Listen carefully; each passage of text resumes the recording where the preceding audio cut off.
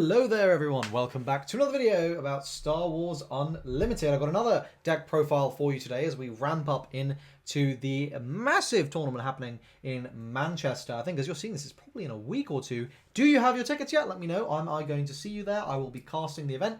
Very much looking forward to seeing as many of you as possible. If you have no idea what I'm talking about, this is a massive 400-person official Star Wars Unlimited tournament happening in Manchester. Details are in the description, which is that way for you. Take a look, and if you can come, I would love to see you there. Hopefully it's not sold out by the time you are seeing this. So, what have I got for you today? What of my little box of treasures do I have? Well, I've got Grand Inquisitor. We are going to be doing a deck profile for Grand Inquisitor. I think one of the leaders with the biggest blow up going from set 1 to set 2. I think really, really fun leader. Definitely playable in set 1, but a lot better in set 2. I've decided to start with the traditional blue Grand Inquisitor, but I think you can play GI yellow, you can play mono red GI, you can even play GI green if you wanted to. I think all of the options are actually a lot more viable now in this set because the fundamental card pool you get in Red Villain just got a lot better. So a lot to talk about. Why am I playing blue? Security Complex is extremely strong. You can give a shield to your units following you damaging them and restanding them, which means that for all those units with grit or something like that, they are going to be really, really annoying to deal with. Obviously, shield is not like completely not broken or anything, but being able to just give a shield to stuff that like wasn't necessarily designed to have shield is very, very powerful. I think this is a really solid base combo here, and we'll talk through some of the combos as we go through. But for those of you who don't know what GI does, you can tap it, deal 2 damage to a unit, with friendly unit, and ready it as long as it has 3 or less power. And on the flip side, on attack, you deal 1 damage, and you do the same thing to that friendly unit. So it gets a lot cheaper on deploy. It deploys on 6 as a 3/6, so the stats are terrible, but we will live with that. Okay, so let's get started. And I think I've sorted this by color. No, I managed to do it not by that. Wow, look at me go. All right, we start off with triple Death Star Stormtrooper.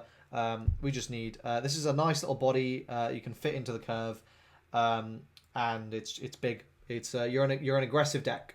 So just to put that out there, this is a turn card sideways like aggro deck. It's not like complete bum rush, take trades when they're efficient, but definitely like very much an aggro deck. Triple Death Watch Loyalist. This is a new card we got in the set, and I think it's very, very good here. So this is a Grit and Overwhelm 3-drop. So if you deal the 2 damage to it, it becomes a 5/1, which is really good. That's going to clear a lot of stuff, especially on 3. It's going to overwhelm, so you are going to be able to deal the excess damage whilst controlling the board. And of course, if you give it a shield, a 5/1 is pretty hard to deal with. It's not hard to deal with, but it's annoying. It's annoying to deal with, right? You are going to lose whatever unit you crash into it, basically. All right, next we got Triple Fifth Brother. Of course, we have to have Fifth Brother in here. This is a 2/4, which gains raid 1 for each damage on it, and then on attack you can deal 1 damage to it, and deal 1 damage to another ground unit. So this can be good.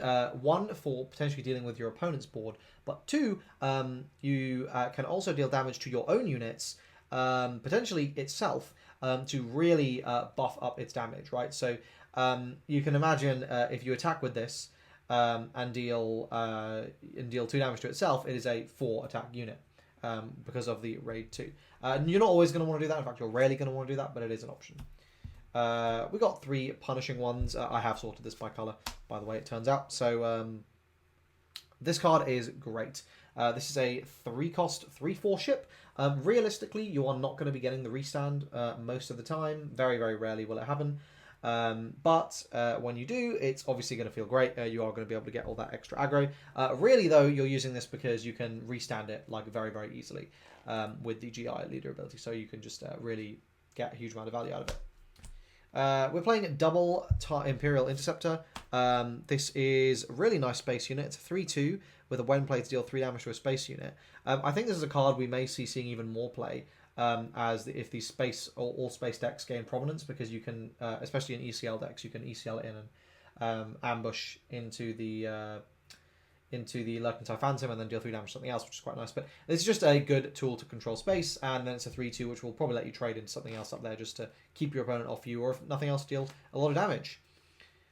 3 copies of a fun new card, Django Fett. This card is really strong. So it's a 3/6 for 4, which I think is really strong stats. But it also, when attacking a unit with bounty, gains +3/0 and overwhelm, and when it attacks and defeats a unit, you draw a card. So you're not always going to have the bounty, right? And I think this is a card that's probably better in like Bosk green for that. But when you do get the bounty effect of this, it's absolutely crazy, and there's some, you can always sideboard some cards to that. But the other thing is, like, as you control the board with this, you're drawing a card. It's a 3 attack unit, which I think is the key thing here, because you can restand it with GI. You can restand it with GI twice, which is just so strong. It's just a really sticky body. It's giving you a lot of control potential, and it's giving you card advantage, and it's just really, really solid. For 5 drops here, we got 2 copies of Seventh Sister. This is a 3/6 with Saboteur, and when it deals combat damage to an opponent's base, you can deal 3 damage to a ground unit your opponent controls. So really nice here. You can basically like double up on that damage. So this is another great card to be restanding with GI. Next, we got Chrysanthemum. So this is a 3/7. When played, if an enemy unit has a bounty, you ready this unit. So this is kind of like a fire spray, but again, we don't really play bounties in this deck. So you're not necessarily getting that very often. But it is a 3 attack unit. And then on attack, choose a ground unit, may deal 1 damage to it for each damage on the unit. So this is really powerful, right? This is a 3/7 body. It's very sticky. So you can play it, restand it with GI, swing for 3, but then you're also going to be able to deal 2 damage to a ground unit. So you're getting a little ping there. And then if you restand it again, you'll be dealing 4 damage to a ground unit. So this becomes very, very sticky very, very quickly. Sorry, very, very threatening very, very quickly. And it's a card your opponent kind of has to deal with, which is great because it's so beefy that it's going to soak up a lot of damage. Probably the best unit you want to see on curve, though, at 5 is Clan Challengers, though. This is an absolutely insane card because you can just OTK. So this is a 3/6 with Raid 3, and while it's upgraded, it gains Overwhelm. So you can just OTK in this deck. If you play Clan Challengers, use GI, restand it, you swing 6. That's 6 damage. The next turn, swing 6 more. That's at 12. GI, restand, swing again. That's 18. Deploy GI, swing 3. That's 21. Restand this again.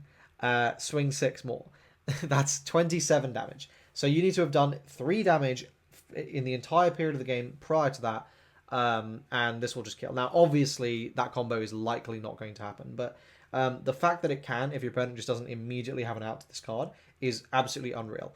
And so you can do some really, really fun stuff with this. But fundamentally, this is restanding and swinging for 6. So this is your like best possible, like, wow, this is crazy.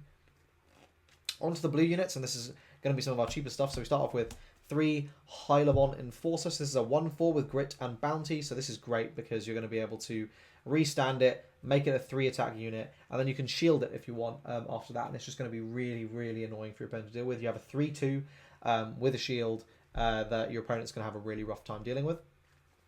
We've also got a couple of Inferno 4s here, so you can contest space, and these can restand early, which is great. Then we got 3 Scout Bike Pursuers, another 1/4 with Grit, which again is a great turn 1 play to just restand. Then we got 3 Rocher Tree Tender, so this is a 2/4 with Grit, so this will become a 4/2 and potentially a 5/2 later on. Just another one of these Grit units that you can start trying to abuse. And then we get into our events, but just basically the idea here is just to keep playing like really strong units and just keep pushing damage. Like, don't forget, like it doesn't look like the deck is dealing damage that quickly, but you're dealing way more damage than your opponent is because you're getting your attacks with your like units that you're getting the same number of attacks your opponent's getting, but then you're also like playing out a card and then just getting to swing with it, right?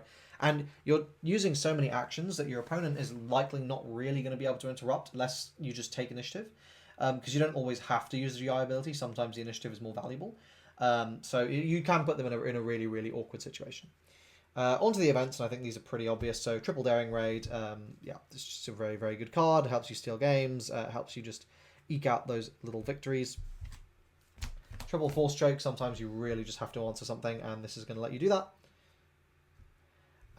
Then we have got 2 copies of, I think, a super underrated card, which is Covert Strength. So this is a 1-cost event, which is heal 2 damage from unit and then give an experience token to it. And it smuggles in for 3. But this is, like, so strong with, in particular, I think, Fifth Brother. Because you can play Fifth Brother, restand it, and then you can Covert Strength it. So then you can, on the next turn, you strength it again. Then you can Covert Strength it to heal it, give it an experience. It's still 3 attack, and restand it and swing again. And you're dealing so much damage, right? Like if it's really scary because you'll take 3 damage on this because you'll restand it and then swing and deal 1 damage to it. So it's going to be 5 attack. You can then give it a shield. Then you can swing 5 again. If your opponent doesn't immediately out it, you then go, cool, Covert Strength, heal it up. It's now 3. I've just healed it, but I'm going to deal the damage to it again to restand it. And now swing for 6, which is just nuts, right? Like, it's so much damage coming out of just that really small combo. So, yeah, and then there's lots of ways that can be really, really good. I think the other thing is, like, it just sometimes your opponent, right, if they're not effect removing, like, that extra 2 heal means they actually can't deal with your board. So it's just a very, very, very powerful card. Then we got 2 Power of the Dark Side. It's just a really powerful tool. Opponents will not necessarily expect you to have this. I have blown out many a Boba player who forgot that I was in that color combo and just didn't play around it and gets completely screwed over. Double Takedown. Again, sometimes you just need to do some removal. And 2 Vader's Lightsaber. So this is a +3/+1. So you can play Fallen Lightsaber, which is going to be the +3/+3. Honestly, I think Fallen Lightsaber was probably a little bit better, but it costs 3. It was just felt a little awkward in my testing and fitting it into the curve. Whereas Fallen Lightsaber, Vader's Lightsaber being for 2, meant I could just jam it on and just get all the extra damage I wanted. Like, generally, I'm just going to slap it on the GI, right? And it's going to turn GI. This turns GI into a 6/7. Which is really, really scary. Of course, it's not as scary as a 6/9, but I'll only use 2 resources, which means I can play 4 resources of other stuff, which has come up, for what it's worth. Right, like I can play out a Jango Fett, do my GI, deploy GI, Vader's Lightsaber with the GI, swing with the GI, untap the Jango Fett, swing with the Jango Fett. And that has come up, like, or like playing out 2 drops and stuff. So it's come up, but you could definitely play Fallen Lightsaber. Absolutely. I also just wanted to use my hyperspaces, man. Leave me alone. All right. Well, there we go. That is it. That is my GI blue deck. This deck is super fun. I won't claim this is like the optimal GI blue list, but it's a good GI blue list. It's really, really fun. Highly recommend it. And I think there's a lot of fun stuff we can do with GI. So stay tuned as I'll be doing lots of experimenting and seeing exactly how broken we can make this leader over the next few months. Thank you very much for watching. Thank you to my patrons who are seeing this early on my Patreon, linked in the description. It's $5 a month. I think it's super worth it. I hope to see you all at the Manchester event. Let me know what you think of this deck in the comment section down below. Like, subscribe, all that usual stuff, and I hope to see you guys in the next one. Cheers.